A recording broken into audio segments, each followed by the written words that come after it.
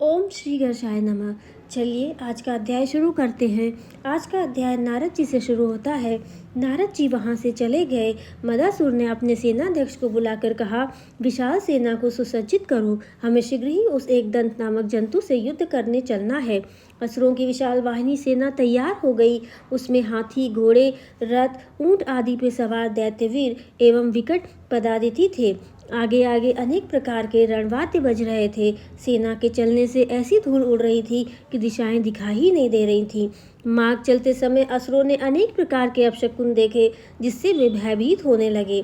दैत्य सेना एकदंत की खोज में बिना निर्दिष्ट स्थान के इधर उधर घूम रही थी। तभी सहसा सबने देखा कि सामने एक महाकाय नरकुंजर मूसक पर सवार चला आ रहा है। उसके मुख में एक दांत और 4 भुजाओं में परशु, पास आदि आयुध विद्यमान है। उस विकट रूप को देखकर भयभीत असुर पुकार उठे, यह महाकाय एवं अत्यंत भयानक नरकुंजर कौन है, जिसका वाहन मूसक है? ऐसा जो कभी न देखा न सुना। मदासुर को ध्यान आया, नारद जी ने ऐसा ही रूप तो बताया था, फिर भी पता करना चाहिए कि यह कौन है। उसकी आज्ञा सुनकर एक चतुर असुर दूत रूप में एकदंत के पास जाकर बोला, आप कौन है? इस प्रकार भ्रमण करने का आपका क्या प्रयोजन है? एकदंत ने उपेक्षा पूर्वक असुर दूत की ओर देखा और बोले, तुम कौन हो, कहाँ से आए हो और मुझसे क्या चाहते हो? यह कहते हुए उन्होंने सहज रूप से अपने परशु को कुछ संभाला। दूत इस भय से कि कहीं प्रहार न कर दे, कुछ पीछे हटा और हाथ जोड़कर प्रणाम करता बोला, प्रभु मैं तो दूत हूँ, इसलिए अवध्य भी हूँ। हे नाथ, मुझे त्रिलोकीनाथ मदासुर ने आपकी सेवा में भेजा है। वे आपके अद्भुत एवं अपूर्व रूप को देखकर विस्मित हो रहे हैं। उक्त बातें भी जानना चाहते हैं, इसलिए कृपा कर उनकी शंका का निवारण कीजिए। भगवान एकदंत उसे भयभीत देखकर हंसे और आश्वस्त सा करते हुए बोले, असुरदूत, मैं अपने ही आनंद में निवास करता हूँ। देवताओं और ऋषि मुनियों की प्रार्थना पर स्वानंद से यहाँ इसलिए चला आया हूँ कि मुझे मदासुर का ससैन्य वध करके देवताओं और ऋषियों को सुख प्रदान करना है। तुम उसके दूत हो, इसलिए तुम उससे जाकर कहो कि यदि वह जीवित रहने की कामना करता है तो देवताओं, ऋषि मुनियों एवं ब्राह्मणों आदि से द्वेष छोड़कर धर्म नीति पर चले और मेरी शरण में आ जाए, अन्यथा मैं उसे मार डालूंगा।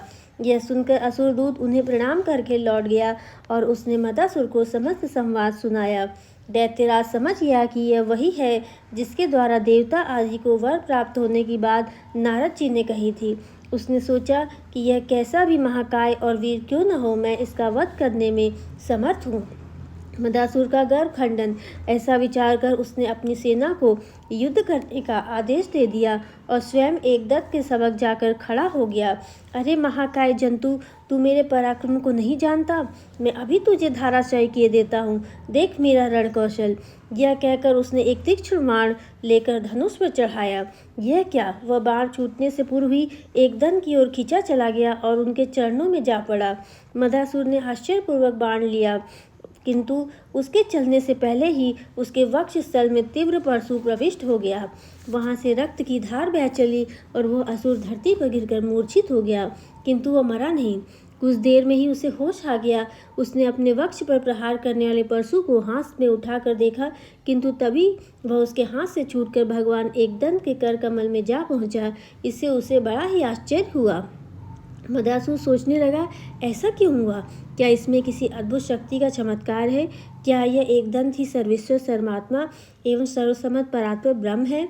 वस्तुतः यही संभव है। निश्चय ही यह जगत के परम कारण परमात्मा ही है। ऐसा ज्ञान होते ही वह तुरंत उनके चरणों में जा पड़ा। फिर उठकर उसने हाथ जोड़ते हुए स्तुति की, प्रभु मैं आपको जान नहीं सका था, आज आपके दुर्लभ दर्शन करके मैं धन्य हो गया हूँ। हे नाथ, मैं आपकी शरण में उपस्थित हूँ, मुझे क्षमा कीजिए, क्षमा करिए। एकदंत ने प्रसन्न होकर कहा, मैं संतुष्ट हूँ, वर मांग लो।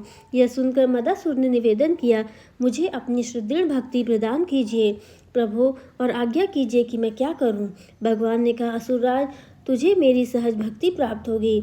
अब तुम स्वर्गादि स्थान को छोड़ दो और जहाँ देवी संपदा से पूर्ण पूजन आराधना किया जाता हो वहाँ प्रवेश नहीं करना, तथा आसुरी भाव के कर्मफल भक्षण ही तुम्हें छूट है। अब तुम पाताल में जाकर आनंद पूर्वक रहो। भगवान एकदंत की आज्ञा अनुसार मदासुर ने स्वर्ग पृथ्वी आदि पूर्ण स्थानों का त्याग कर दिया और वह पाताल में जाकर रहने लगा। देवताओं को अपने लोक की प्राप्ति हुई तथा ऋषि मुनि आदि निर्भय होकर यज्ञ तप आदि कर्म करने लगे।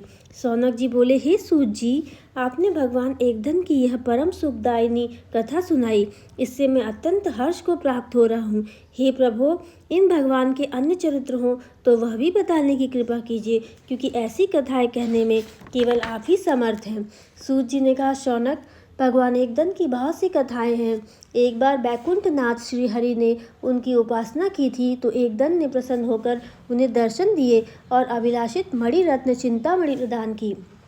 भगवान विष्णु ने उस मणि को एक बार देवराज इंद्र को दे दिया तथा इंद्र ने विष्णु के अंशावतार कपिल को वह मणि दे दी। उस मणि की महिमा और आकर्षण से आकर्षित हुए गणासुर नामक राक्षस ने उसे महर्षि कपिल से बलपूर्वक छीन लिया। तब महर्षि ने भगवान गणेश्वर से गणासुर को पराजित करने की प्रार्थना की। भगवान गणपति न गणासुर को मारकर वह मणि पुनः महर्षि को प्राप्त करा दी। तब महर्षि कपिल ने वह चिंतामणि आदर सहित भगवान एकदंत के कंठ में पहना दी।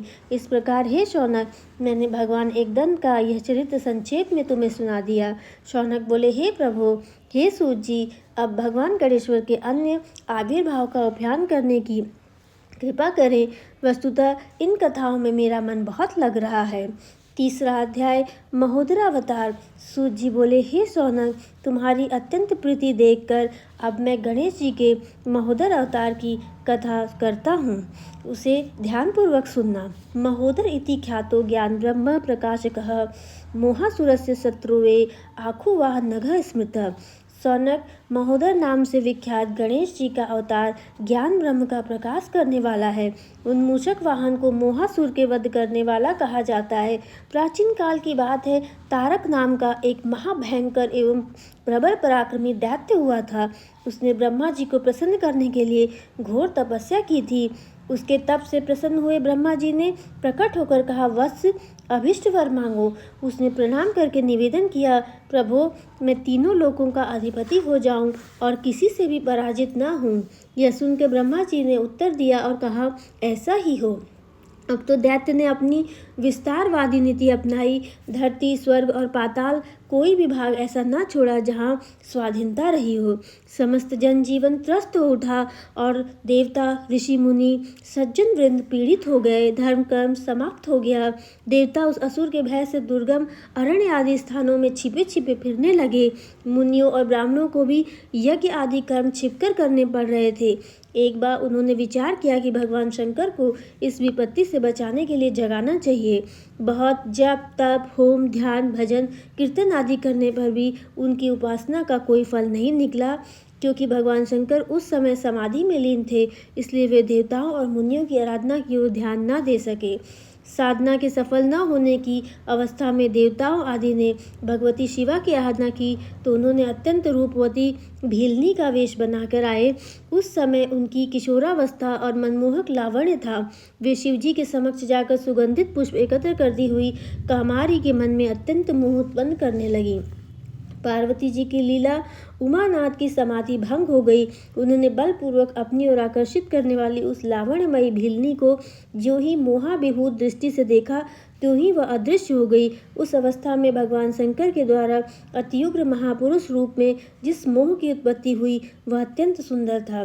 शिव जी की स्मृति जागृत हुई। वे समझ गए कि यह सब पार्वती की लीला है जो उन्होंने कामदेव के आश्रय से की थी। इसलिए उन्होंने अत्यंत क्रोधपूर्वक उस भयंकारी कामदेव को शाप देकर उसके देह को तुरंत ही दग्ध कर दिया। कामदेव अत्यंत व्याकुल हो गए। शरीर के दग्ध होने पर वह शाप मुक्त होने का उपाय सोचने लगे।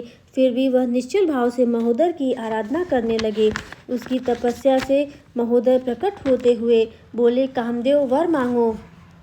कामदेव ने भगवान महोदर को अपने सामने देखा तो तुरंत उनके चरणारविंद में गिर गया और फिर हाथ जोड़कर गदगद कंठ से उनका स्तवन करता बोला, प्रभो, मुझे भगवान शंकर ने शापित कर दिया है, जिससे मैं दग्ध हो गया हूँ। कृपा करके आप मुझे निरोगता प्रदान कीजिए, जिससे मेरा कष्ट दूर हो जाए।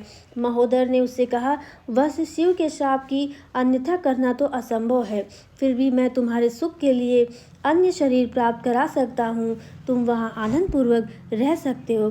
तो हमारा अध्याय यहीं पर समाप्त होता है और मैं आशा करती हूँ कि आपको आज का अध्याय अच्छा लगा होगा। अगर आपको आज का अध्याय अच्छा लगा है तो हमारे चैनल को लाइक करें, शेयर करें, सब्सक्राइब करें और कमेंट बॉक्स में जरूर बताएं कि आगे आप और कौन सी कथा सुनना चाहते हैं। तब तक के लिए आप सभी का दिल से बहुत बहुत धन्यवाद।